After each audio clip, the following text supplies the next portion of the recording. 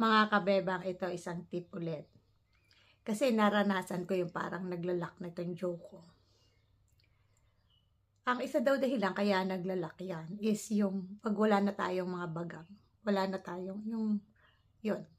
Wala nang bagang. Prone na tayo sa mga paglalak ng joke. So, para di maiwasan natin yung paglalak, yung sa paghikab natin. Kasi pag humikab, di ba? Bukang-buka yung bibig. So, tendency minsan naglalak.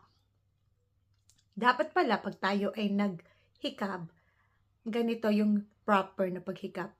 Ganito, oh. Eto, paloob. Ganun.